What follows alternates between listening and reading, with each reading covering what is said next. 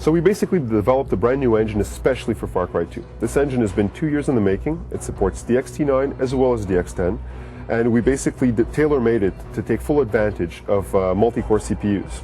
What this permits us to do, among other things, is to basically have a large, open, 50 square kilometer streaming world instead of the traditional levels of a first-person shooter.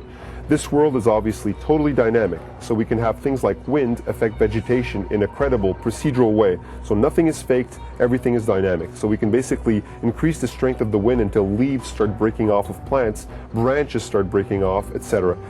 We can even have dust pick up from the ground and lift up in the air. This is all done, again, procedurally. Everything in the world that should be destructible is destructible. So basically it's affected by the player, by bullets, by explosions, and everything is done through physics. Our cloud system is also totally dynamic and procedural, so you can actually look up and see clouds form dynamically and procedurally, and everything is extremely credible. We also have a dynamic time of day cycle. Another tool that we developed for the game that we're actually very proud of is a system that we call Real Tree. This permits us to create trees as well as plants that are extremely realistic and extremely dynamic. So basically they react to the player, they react to bullets, they react to explosions, they react to fire. And not only do these plants and trees look amazing, but we can literally display thousands of them on screen. I'm Clint Hawking and I'm the creative director on Far Cry 2. A lot of developers set out to make immersion one of the core components of their game. They really focus a lot of their effort on, great graphics and really good sound and realization, trying to make the game as immersive as possible so the player can feel really a part of the world. And on Far Cry 2, we did all of that with our dynamic weather system and gorgeous open world, all of that stuff.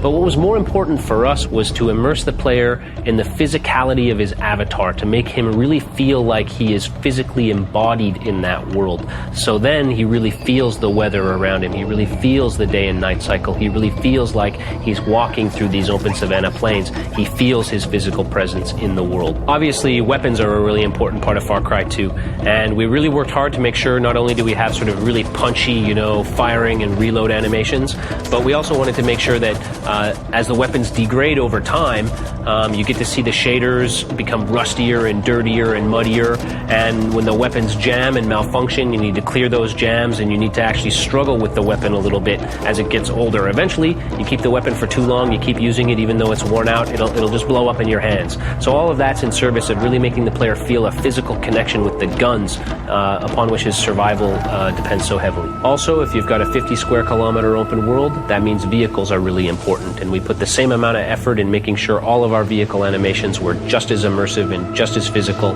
as all of our other animations. That means anytime you get in a vehicle, anytime you get out, switch seats, move on to a mounted weapon, all of those animations are quick and fluid, but they're all animations. We're not teleporting the camera ever, so you always feel like you're in your own body in the game. On top of that, vehicles can break down just like weapons. They wear down, they break down, and eventually they'll stop running. You'll have to get out of the vehicle, pop open the hood, repair the engine, and then get back on the road. The player's most important navigational tool is his map and his compass and his monocular. And of course, we wanted to make sure that the player has that map in his hand rather than having to look at it in a menu.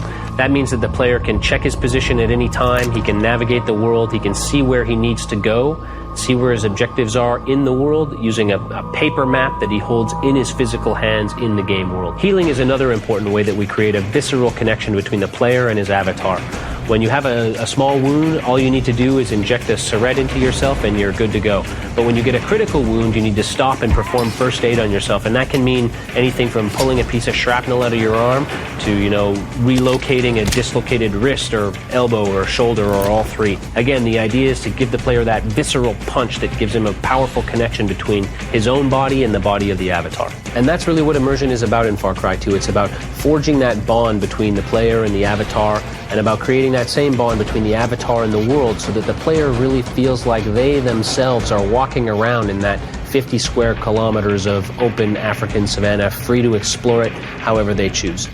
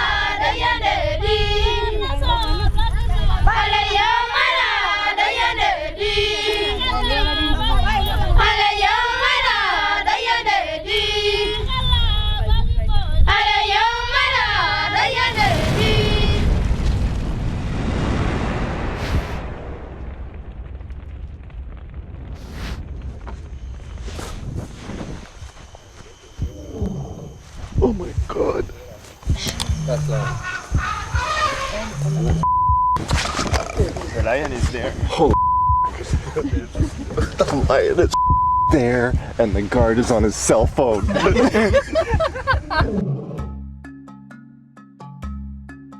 You go to a safari, so I know it's difficult, but not always. But you just be careful with the animals because of the rabies. But in the safari, I don't think you will touch the animals. But if you get bitten, can I say that? Bitten by an animal, you just wash it for 15-20 minutes with soap and water. The animal or the bite? Try with the animal. Try to catch it. We're getting inspired for the new game. 9. I'm betting $5 that we're getting 9. I got my money on 7 shots. 5's the number. 5 is golden. So you need head A, head B, also typhoon, tetanus shot, meningitis, polio. You will also need the yellow fever. Could have shaved at least. Sorry, I didn't know. Oh, waxing and nothing. Ow. Yeah, it hurts more. That really hurts, man. That really The hurts. muscle, eh? Oh yeah, not a joke, eh?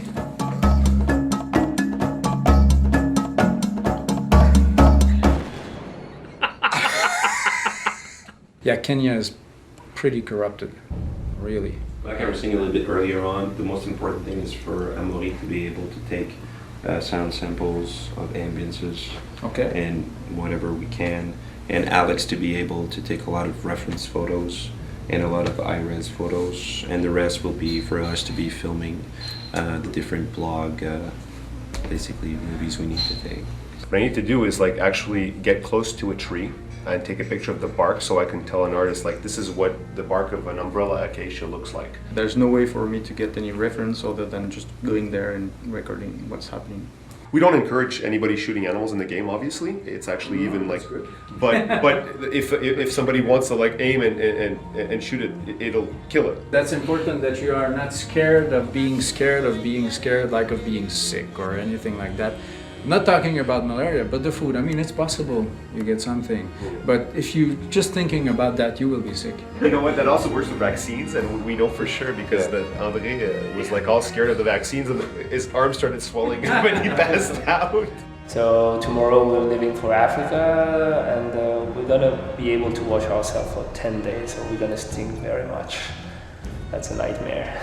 After all of that barrage of vaccinations and shots and pain in the arm and pain in the leg, I'm not going to Africa. I canceled my plans to go. We're in production now, and my job is to make the game good. So if I'm taking time away from making the game good, that doesn't work, right? They better be the ones to smell it and taste it and hear it. But you know, those guys know what they're doing. You guys will do a good job. At the airport, finally.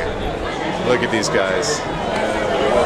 Soldiers, all of them.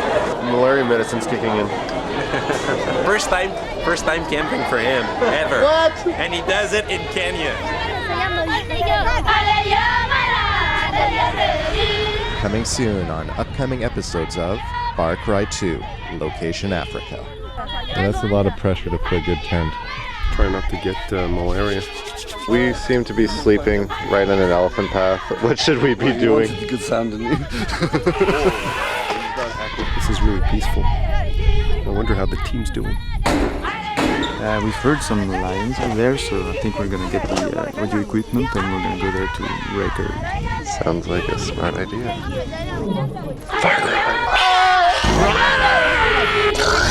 Give me your hand if you want to live. We've landed. Look outside. This is the airport. There's no lights whatsoever. In the middle of darkness here. We have a feeling some Jeeps with AK-47s are going to come meet us at the airport. Yeah. And of course you need the tractor to move the luggage around. Cool. We're here. Far Cry. We're not really allowed to walk around, but we're allowed to drop the camera and drive off. Just remember where we dropped it. Because sound, as I know, is always better in a separate car, especially with 7 people in it. It's a nightmare. Because we really want to go for ambiances. You know, the feeling kind of like you're just standing there. What are you hearing? We're going to basically the biggest park in Kenya. It's 15,000 square kilometers. It's a huge place. We will see elephant there. We may see lion. There's ticks around, particularly both sides of the Mara. Okay. But there's not a lot you can do about them, so you're going to get bitten. Just wear tight underpants, otherwise they get. It's our first morning here. Feeling pretty good actually for 3 hours sleep in the past 3 days. You can hear that alarm going off in the distance all night now.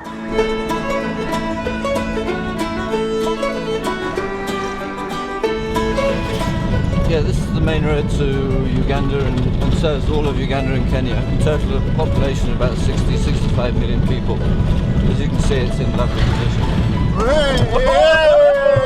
We are really here. Yeah, all real for Far Cry 2. The reality of it, eh? Puts what we're doing into perspective. Our first encounter with wildlife. The dreaded African baboon. When the female has a red bottom, to be polite, means that she's ready for some action, basically. That's funny because that's how it's with Alex as well.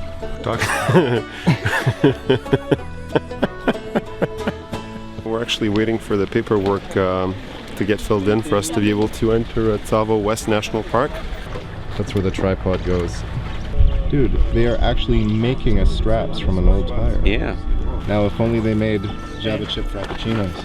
It's a good thing we have a guy like Clive because he knows everyone and he's dealing everything for us. And since you have to film, we need a lot of special permits, access, or to know some people that are going to let some stuff slide. Because we're going to be camping in here for a few days. I think it's for 6 days. And it's going to be pretty wild. This is how you mount a camera. Where is that? Look at that pro job. We are officially in Tsavo West National Park. It's super important we see it. So it's we can come back with Alex can come back with a lot of pictures, and we have our data for the artists so they can build the maps and make the world believable. Yeah, we can. The small palm trees you can easily make with the hybrid system. The big ones we'll have to do with real tree, but we can find a way to trick it. Do it. We're just getting Ball River. Woo! It blows! Get back. Stop.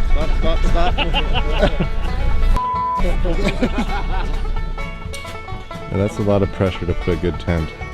That's basically insect repellent lotion. This is part of the Boys of Far Cry calendar. Try not to get malaria. Don't film me eating. There will be no off-camera on this trip.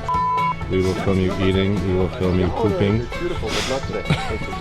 Hippos around here. Oh, okay. Okay. They might attack you. Okay. There's hippos? I'm with Julius. He's traveling with us, so he makes sure that we're secure. And he knows his way around and he knows what to do, so we're in good hands. And do we still have some animals to see, or? It's all out there, we just gotta go and find it.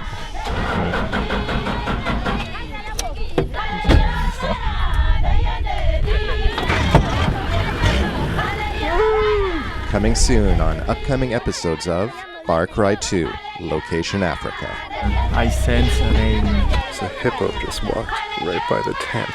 They're pretty big. We seem to be sleeping right in an elephant path. What should we be doing? It's good sound to me. We've heard some lions out there, so I think we're gonna get the audio equipment and we're gonna go there to record. Sounds like a smart idea. We've got two armed guards armed with AKs. They refuse to take responsibility for us, so they're going to leave us at the border. So it's about 6:30 in the morning, and we're heading to a watering hole. Oh, that was really impressive. Give me your hand if you want to live.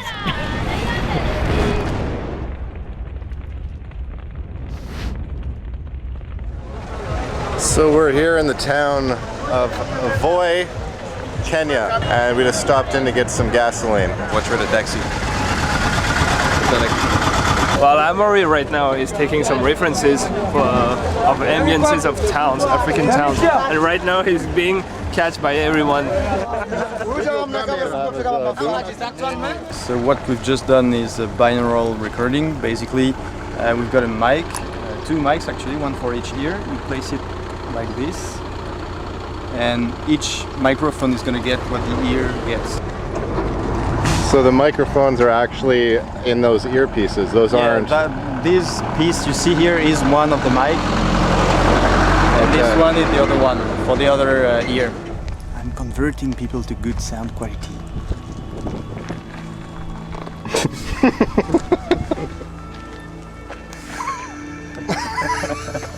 I'm always feeling that there's a truck right there. It's crazy. So how is it? It's like there's cars all around me.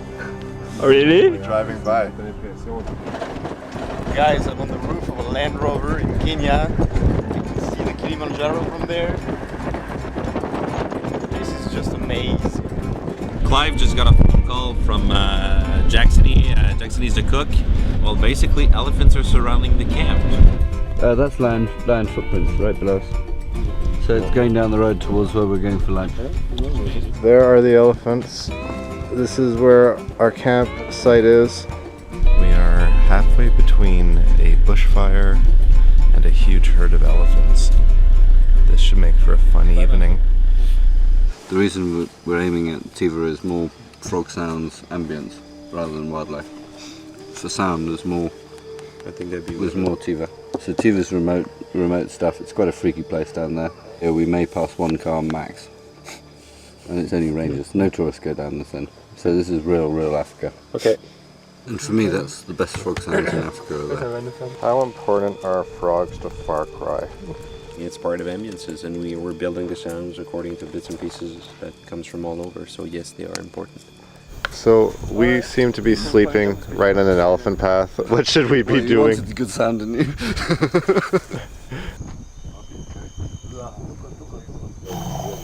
Oh my god. Hey! Hey! That's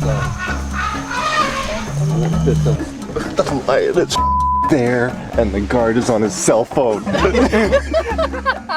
lion is right. Why is the guy on his phone? Oh yeah, they loaded the guns.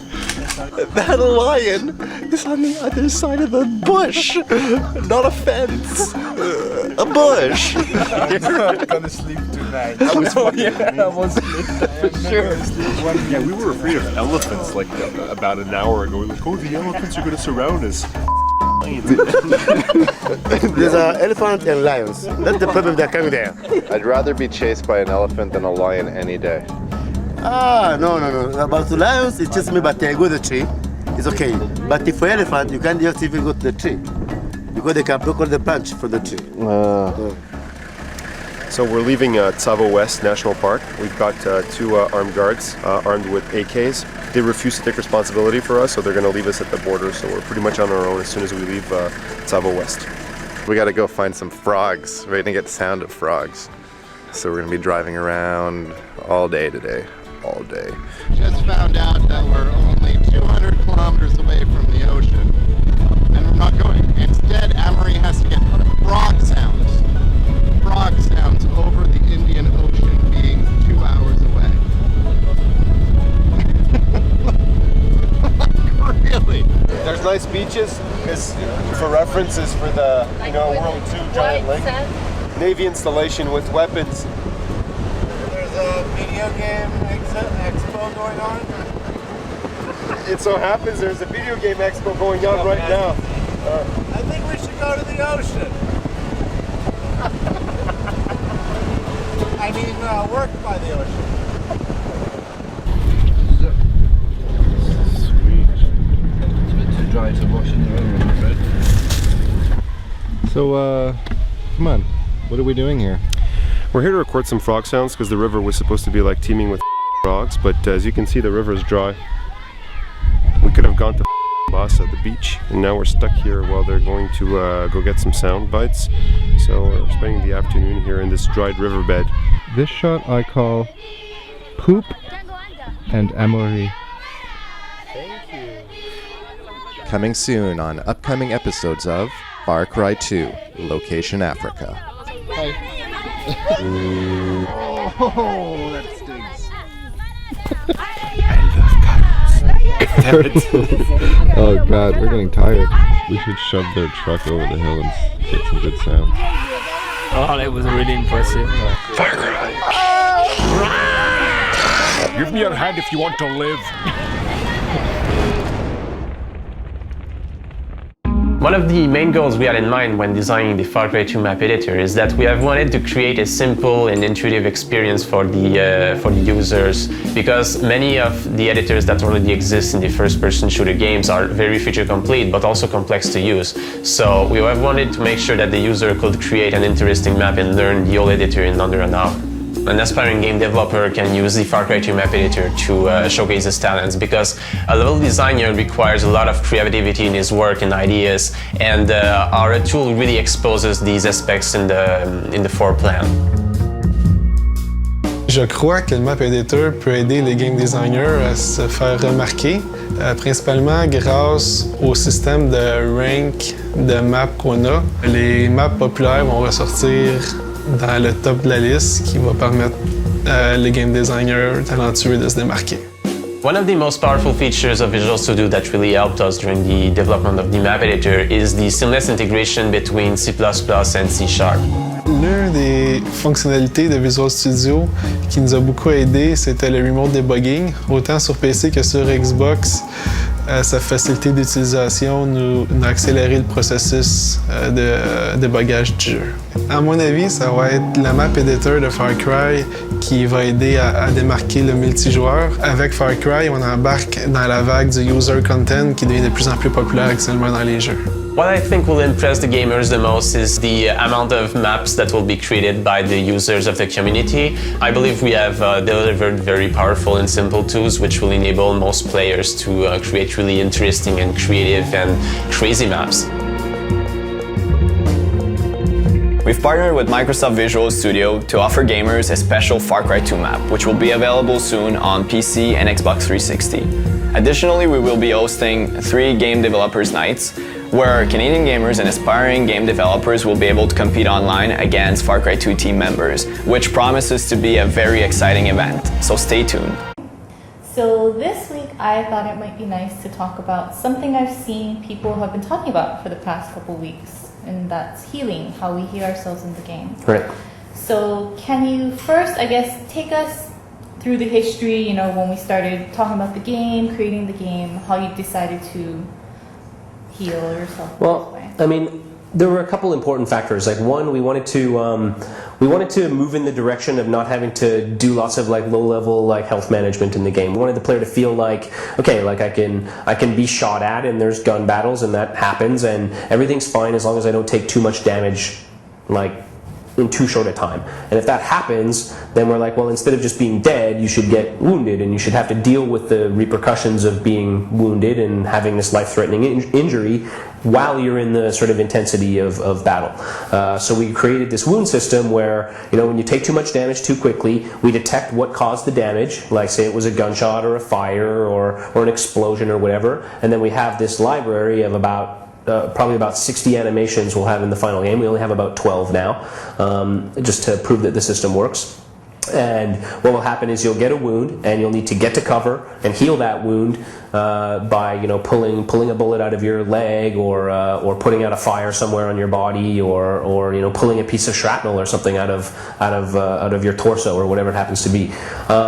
So the idea is to really there's two important things. One is to create a really strong bond between the avatar and the world. If the avatar feels like he's really connected to the world, you know, with all of his animations, like getting in and out of a vehicle, switching back and forth with a gun, like all of this stuff is really heavily animated to make the avatar feel in place in the world. Because what that does is it sort of psychologically makes the player feel in place in the world. And then when we throw these wound animations into the mix, what happens is the player gets this sort of shocking exposure to this wound, which is sometimes a little disturbing and uncomfortable, and the pain of the physical wound sort of psychologically transfers itself back up that same pipeline that we've created between the player and the avatar, but it's a feedback now that comes directly to the player, and he feels just a sort of a psychosomatic response to the physical injury. It makes him feel the pain. It also goes back to the immersiveness, where, you know, we're having the minimal HUD, that sort of thing. So again, no health pack. So it's Yeah. about you're either okay, you're not okay, or you're really, really not okay. Yeah, I mean, that's the whole point, is I don't need to know that I have, what's the difference between having 86 health and having 76 health? There isn't really a difference to the player. You could say, yeah, but you can get shot with one more bullet, but when guys are firing machine guns at you from every direction, you don't know how many bullets you're getting hit by, even in a shooter that gives you all of the information about what percentage your health is at.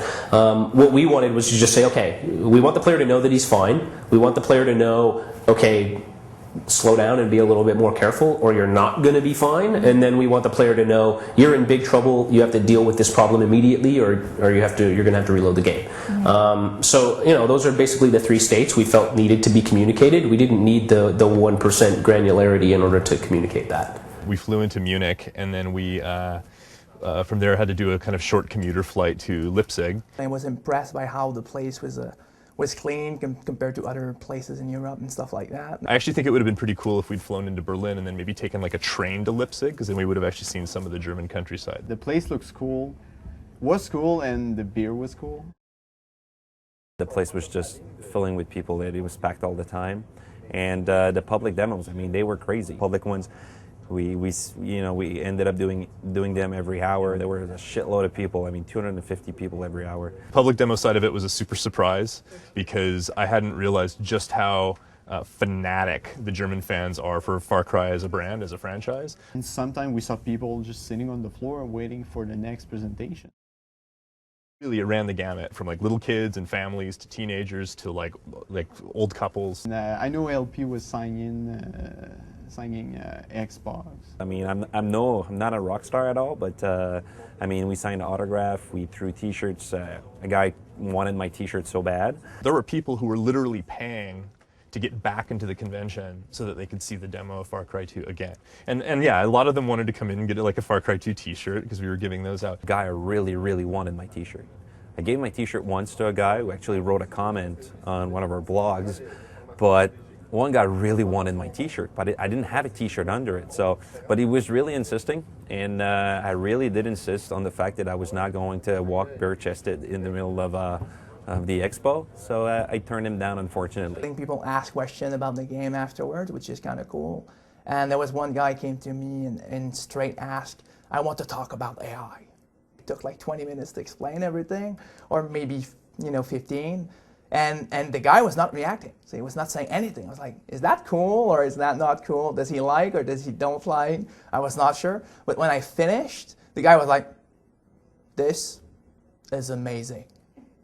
And then he laughed like that. Basically, the German journalists for the online journalists, the online media that voted for the award, and we won Best New Game. Really sweet, actually. I have to admit, when I went on the stage, I didn't understand anything, because it was all in German. Und der Gewinner ist, ich mache eine rhetorische Pause, damit unsere Video-Jungs sich darauf vorbereiten können. Jetzt kommt das Gewinnervideo. Far Cry 2! Ein Riesenapplaus! Far Cry 2, Gewinner, Kategorie Beste Neuvorstellung. All right. This is LP, he's the producer of this game, Far Cry 2, and he's going to say a few words to you before he leaves. It's going to be in English.